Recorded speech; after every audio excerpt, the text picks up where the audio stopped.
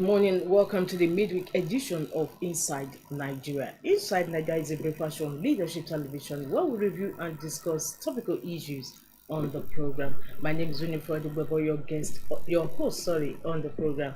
Today is Wednesday, October 23, 2024, and of course, my guest today will be my old guest. He will be joining us virtual, Jide Ojo. Jide Ojo is a syndicated columnist.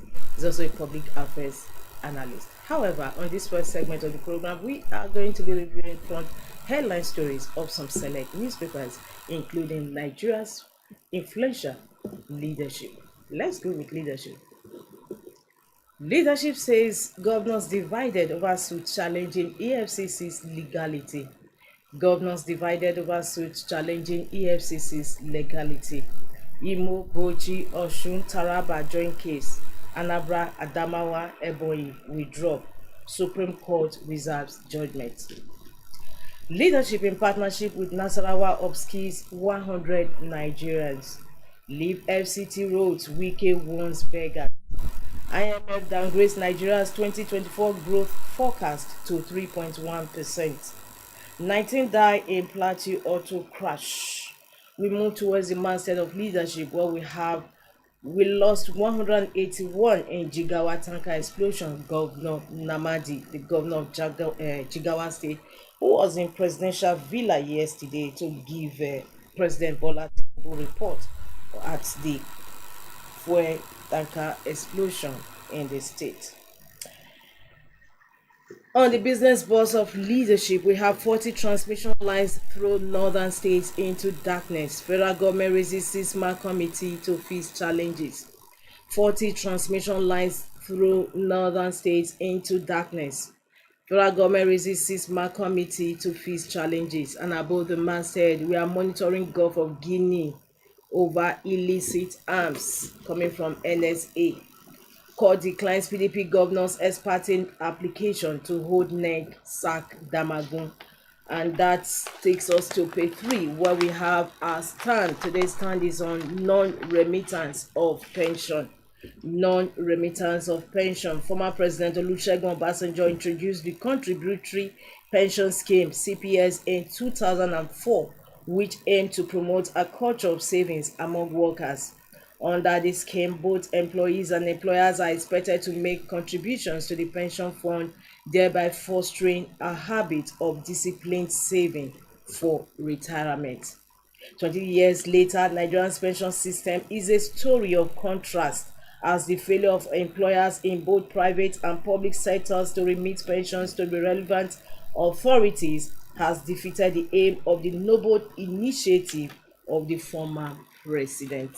2 paragraphs from that editorial today on our stand, no remittance of pension. From that our stand, we move to the back page of the paper where we have guest column with Andrew A. Erakume. Guest column with Andrew A. Erakume, and he's writing on gangs of fascists masquerading as Democrats. In quotes, anyway, what we can confidently say is that Nigerians are quick at sweeping problems under the carpet while they simply move on. Of course, this is a quote from that back page column from our guest, gangs of fascists masquerading as Democrats.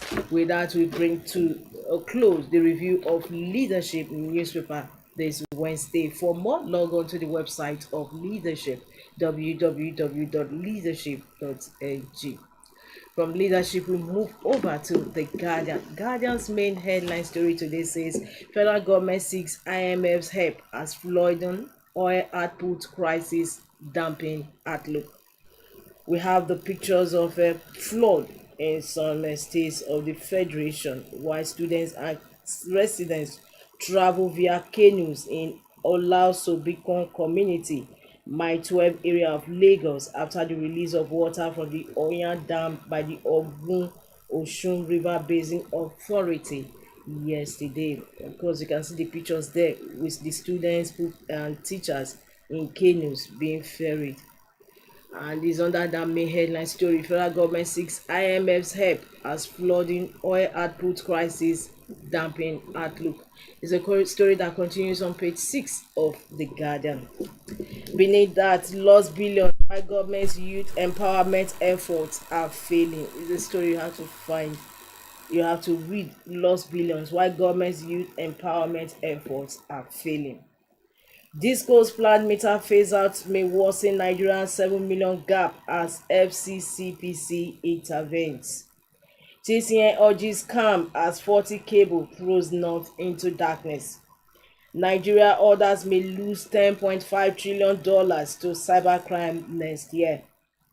Probate registry issues ultimatum over Herbert Wigwe's estate dispute. The story is on page 8 of The Guardian.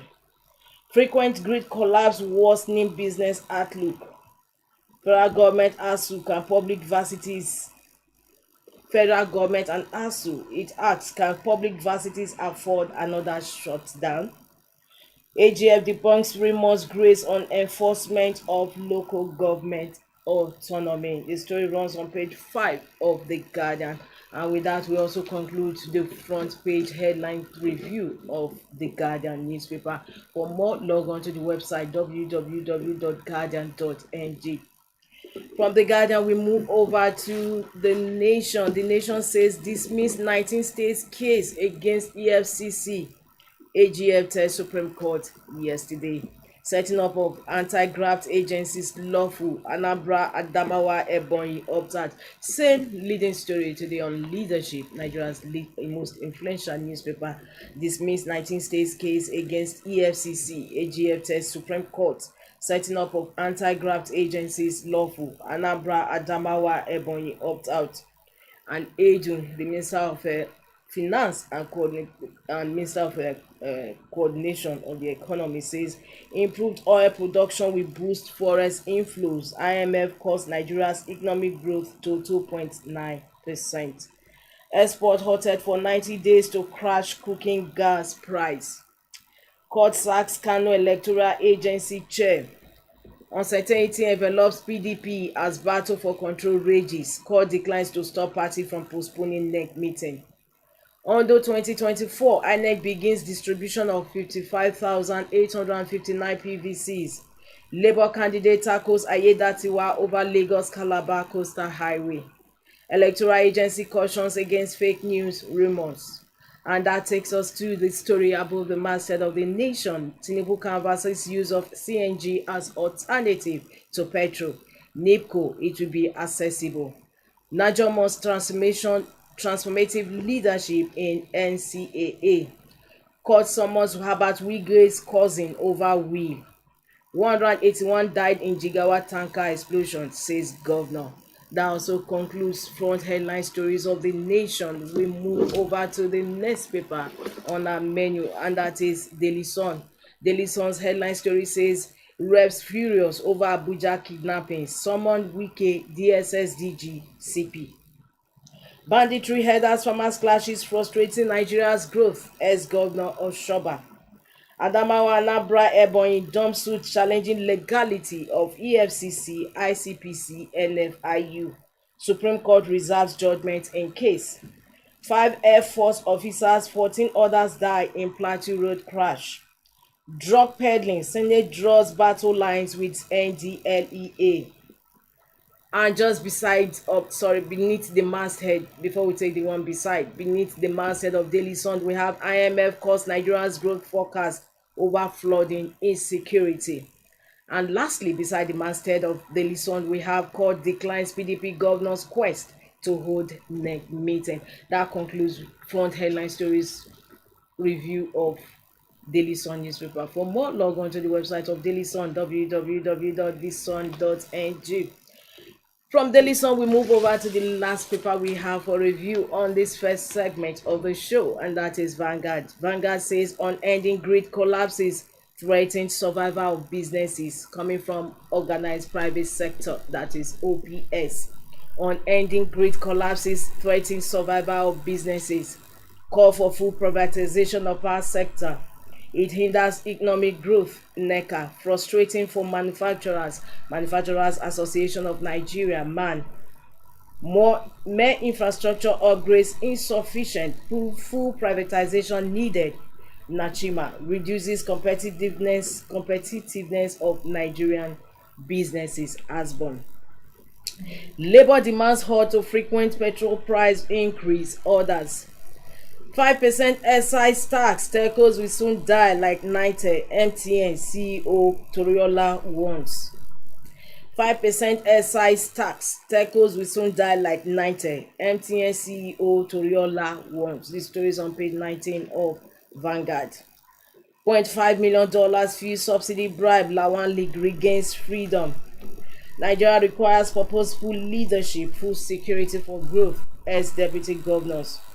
Insecurity, Wike issues 5-day quit notice to Abuja street beggars. Nigeria has disappointed Africa, black race, Obasanjo, former president of Nigeria. While IMF slapped Nigeria's economic growth forecast to 2.9%. And in sports, Libya versus Nigeria, CAF president condemns Super Eagles' inhuman treatment. That takes us to the stories about the masthead of Vanguard. Federal government bans export of LPG as price continues to soar. Edo government, APC transition committee heading for showdown. Federal government asks Supreme Court to dismiss suit seeking to declare EFCC illegal. PDP crisis, we are reconciled feuding NWC members, Oyinlola. That also concludes review of front headline stories today on Vanguard newspaper. For more, log on to the website of Vanguard, www.vanguardngr.com. And with that, we also bring to a close the first half of this segment. Don't forget the second segment of the program, Inside Nigeria, is coming in shortly with my Wednesday guest, Jide Ojo, joining us virtual. Join us.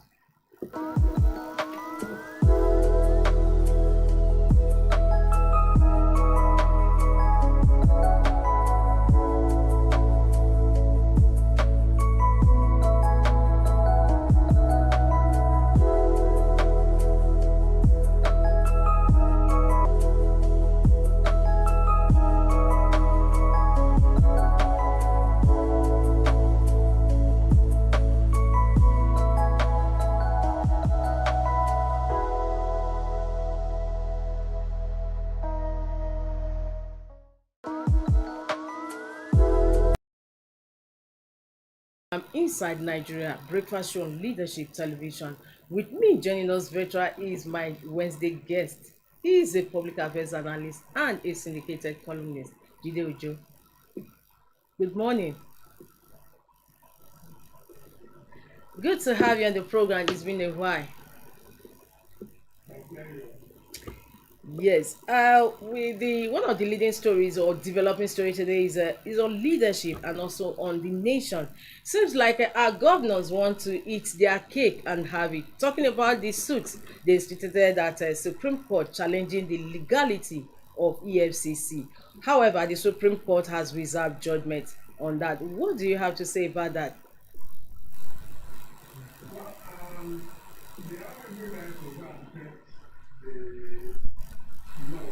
On EFCC. Sometime recently, the claim was that when EFCC was established in 2004, Mm, it was a domestication of an international protocol and convention, United Nations Office of Drug and Crime, that they were supposed to carry the states, the 36 states along, and mm, that was not done. And as such, they believe it's a federal law that should not have effect on states. But that the motive behind filing this case is what we need to examine.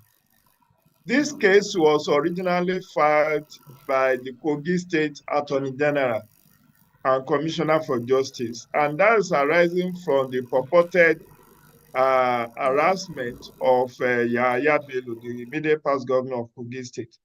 So they just wanted to thwart all effort of EFCC to prosecute Yahaya Bello. And so they initiated that. And since the suit was filed, several other states have also requested to join. At the last count, I think there are about 16 or 19 state governments that have now joined the suit.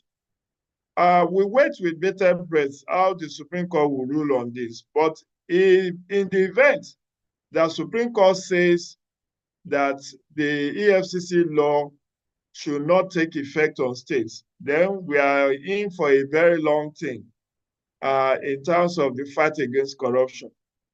Because when you look at the political exposed persons that are on the nest or under the radar of EFCC, most of them are politically exposed persons. Well, maybe aside from the Yahoo boys, the internet fraudsters and scammers, who they arrest in droves or in multitude, it is the politically exposed persons that are usually the biggest fish that are under the radar of EFCC. And these governors do not take kindly to it. They felt that they can eat their cake and have it.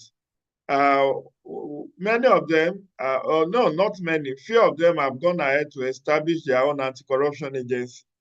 Like Kano has done so, one or two other states have done so.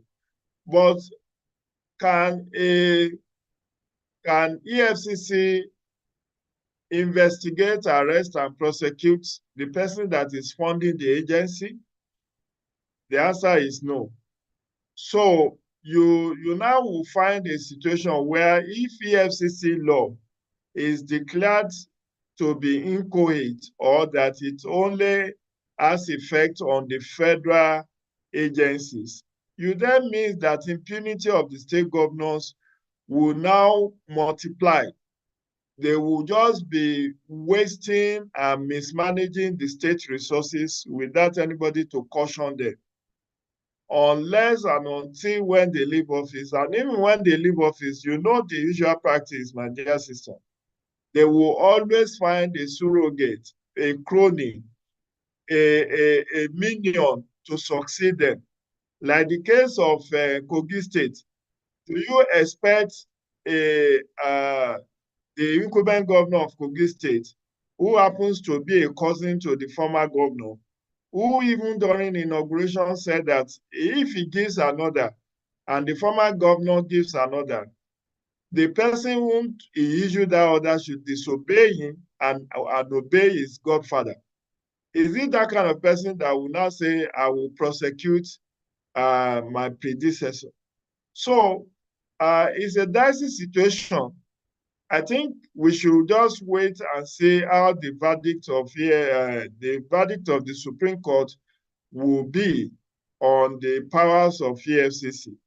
But I just think we should be mindful of the motive of these governors, that is not born out of genuine motive. It's just for them to cover their tracks and to ensure that whatever misdeeds, financial malfeasance, and whatever crime, financial crimes they commit, do not get investigated, or that they will not be made answerable for those crimes.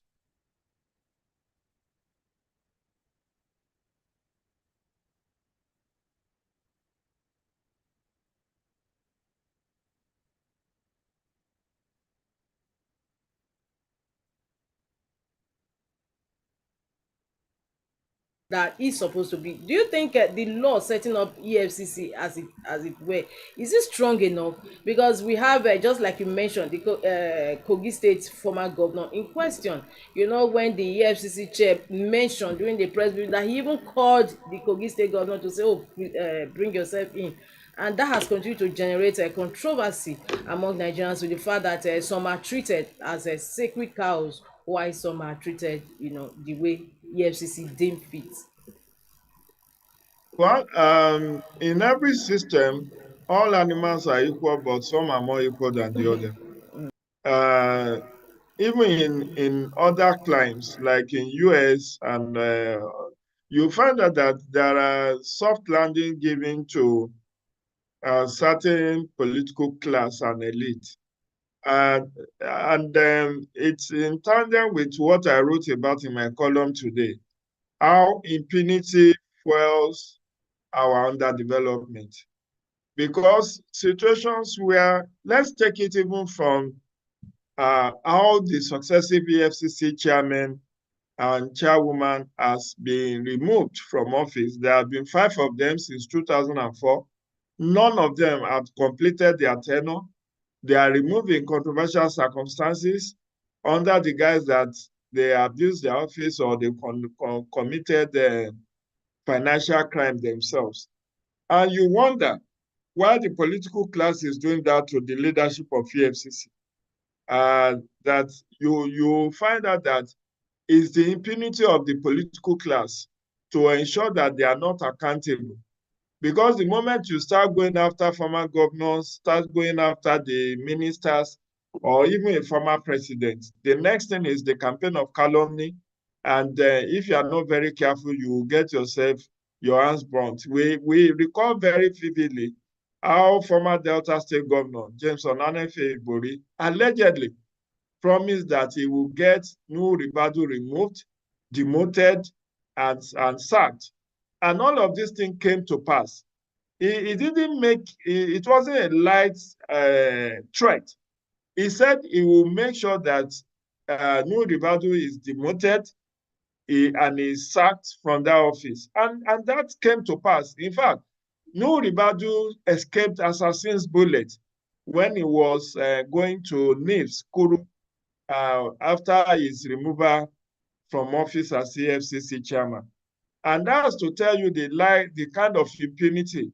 So I don't envy any chairman of EFCC, because you are always going to step on toes, and people will accuse you, malign you, and say all manner of things against you. Look at Abdulrasheed Bawa. You know, in his last days, he had a running battle with the former governor of Zamfara State, who is now the Minister of State for Defense, Oh yeah. Matawale, when they had that altercation about Matawale being investigated for corruption, and Mm. the Matawale hit back and said it's Abdul Rashid that is corrupt. So who triumphed at the end of the day? And that he You could demanded see for that, bribe from him. yeah, it was Abdul Rashid Bawa that was sacked for Matawale. And Mm. Matawale has been compensated with Ministerial another position. political office, ministerial position. So, Winifred, even if you are the one appointed as CFCC chairman, it's a thankless job and you have to tread very carefully. It is. So, I do not necessarily agree that the law setting up EFCC is very weak. It's not that it's weak, it's just that if you are there, be wary of banana peel. Be very careful. And you could see that you are within the enemy. Look at what happened with the Bobrisky case, where EFCC officials allegedly received 50 million naira bribe to drop the money laundering case against Bobrisky. Not only that, several scammers, internet fraudsters, have alleged that when EFCC arrests them, they seized their properties and didn't will not declare it at their office, the Mm. amount of properties that are seized. So maybe they do have declaration, or just uh, take some of those items for their own personal use or to sell, or under declare what they seized from these fraudsters. So it's an attitudinal thing. When you have a system where even the anti-corruption people themselves are found culpable of corrupt practices, then you know that we have serious problem. All right, thank you so much. Now, talking about some all fingers not being equal, the NDLEA also suffered a little bit of bashing as we speak, because the senator representing Kwara South, Senator Ashiru, did allege, in fact, in the floor of the Senate, that NDLEA was corrupt and all whatnot. And it was a developing story. The NDLEA did come out to say that Actually, some of his boys were nabbed for drug, and his house, one of his houses in Kwara, in GRA, was uh, ransacked. They went there, and drugs were also found. Meanwhile, this thing took place February 2024 this year. Nothing was made mention that drugs were found in the senator's house. So at the end of the day, there's been a brickbat and all those stuff. Nigerians were like, oh, because of who he is, you kept quiet since February until you had now had to take a bashing from that same senator. As we speak, the Senate has set up a committee to look into that. How do you think it's going to pan out at the end of the day? Because we are still seeing You situation see, whereby some distinguished Nigerians are being shielded, while the not so that that lucky ones that are that, being that paraded is before the that press. that speaks to my earlier comment about all animals are not equal, but some are more Mm, equal than the other. You could see the esprit de corps on the part of the Senate. Even when they have not investigated the case, they have already condemned, yeah, NDLEA, and agree with the position of Senator Ashiru from Kwara State. It shows that there are some positions in this country that when you are appointed into them, you need a lot of prayers. If there is one institution that have performed creditably well to my own understanding, it is NDLA. Look at the number of seizures, drug seizures. Just follow news every Sunday. You will see within 1 week what EFCC has been able to seize, the amount of drugs in billions of naira, arrests that have been made, including not just couriers, but barons, drug barons. So it's not surprising that EFCC, I mean, that Senate is acting in the esprit de corps manner to protect one of their own. I will have been surprised if they should agree with NDLEA that the senator is guilty. But if you own a property and your aides, uh, perhaps you don't have any tenant in the house, and your aides are caught with drugs, and one of them, they said two were caught, one escaped through the fence, and was if the person who escaped did not find that they were guilty, why was he running? If you know your hands are clean, why will you run? And even though uh, there is nothing on record that EFCC ever invited Senator Ashiru to come and explain why that drug was found in his house.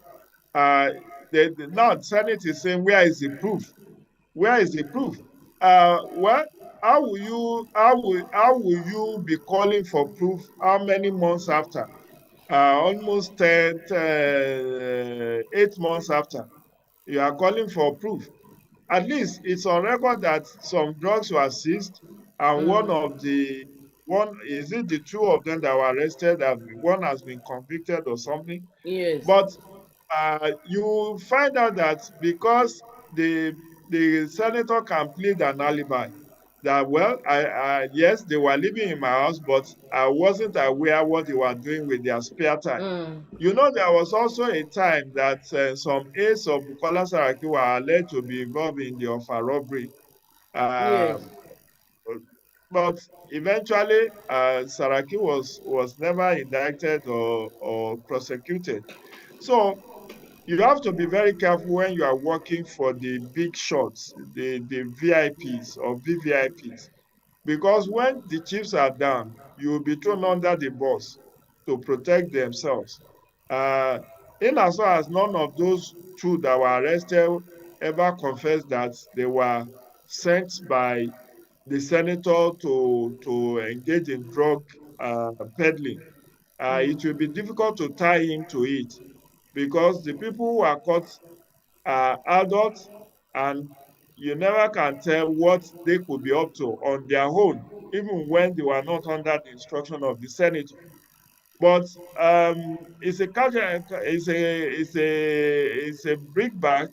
The senator is saying that the NDLEA is one of the most corrupt agencies. let me say this, Winifred. Oh, There is no garden of Eden. There is no garden of Eden without a serpent. And out of every 12 disciples, there will be a Judas. yes, there will be a Judas. You cannot put it beyond some staff of NDLA that they may also act like some staff of EFCC to demand for bribe from some of the suspects that are caught. Just imagine if you catch somebody with 5 billion naira worth of drugs and there are two or three of you and you are offered 500 million naira bribe and you know that on retirement your entire gratuity and pension may not be up to 10 million. It will take the spirit of God and ultimate strength of character for you to reject such an offer from drug barons. So there are every likelihood that some of the staff of NDLEA are also cutting corners and doing deals behind the scene with some arrested drug couriers and drug barons. But on the whole, we cannot use the activities of few individuals to demonize a whole institution. Um, it's just like INEC too. There are always black legs in every institution. When elections are conducted and some INEC staff, whether they are ad hoc or permanent staff, decide to cut deals with politicians to accept bribe and post results that are overvote, that is obviously a case of overvoting or something that should have been cancelled. The general outcry would be, oh, INEC has compromised. But yes, INEC has compromised. But what is the number of staff that are caught with this kind of misbehavior or indiscipline, act of indiscipline? They may just be very handful, maybe insignificant number. But the truth that has to be said is that there's virtually no profession or institution that is devoid of the good, the bad, and the ugly. Even this, our journalist media profession, you know that there are some gem uh, journalists that will always be demanding for bribe before they could use stories that they have gone to cover for their office. They, So we cannot run out of the fact that we are holier than thou. There are always black leg, even in civil society where I belong. There are some of us who also are not upright. But we cannot use the ignominious act of the a few actions of you individuals to tarnish a whole institution. are the larger ones. All right, thank you so much. Now, just before we go, I don't know how has power been in your area, because it has been terrible. We are having incessant grid collapse. In some of the papers today, federal government summons TCN NEC to emergency meeting over incessant electricity grid collapse. Sets up committee to address challenges. Again, parts of North thrown into darkness over equipment failure. I think by North, they also include the FCT, because FCT too is also feeling the impact of that grid collapse. Jide, have you been having lights in your area? Well, it's epileptic. It comes, it goes. In fact, beyond the grid collapse, in my own area, I even have issues with our transformer that is overloaded and trips up from time to time.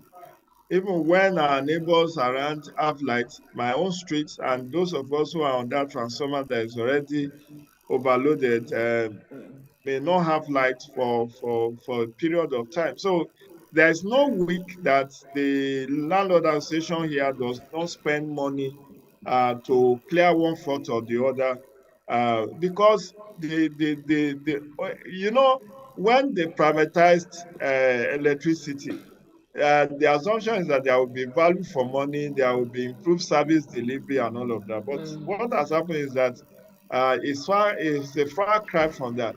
Most of the faults that are with AEDC or any of these discos The community have to pay for the fault clearing. And I know a couple of times that we have had to contribute money to replace stolen cable or things like that. So at the national level, the Transition Company of Nigeria have said that what triggers off the incessant grid collapse is outdated equipment, that some of the equipments are over 40 years old.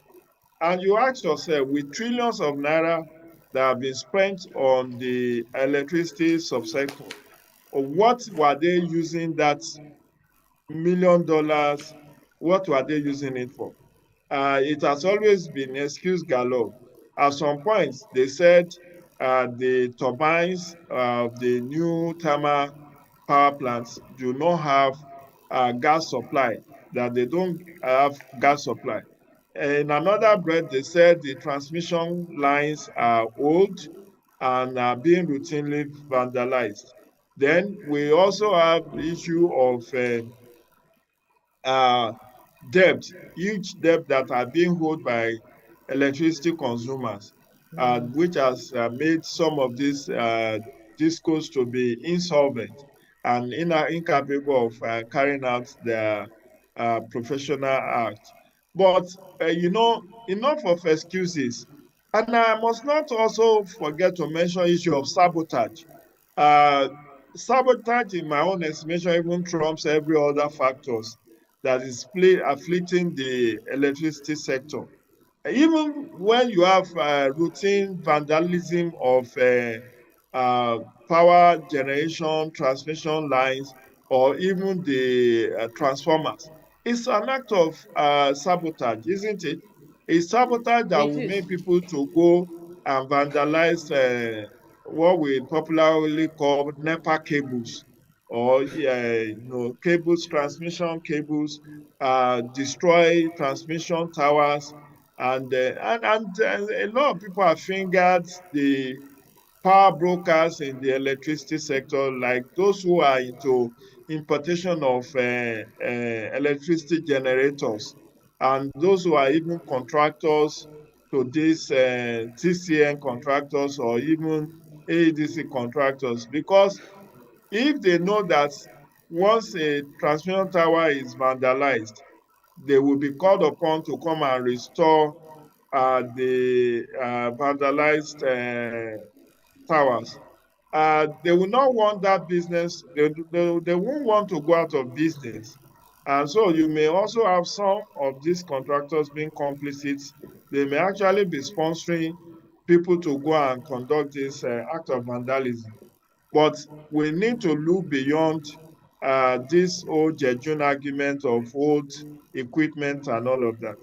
And the good news is that the electricity is now in the concurrent legislative list.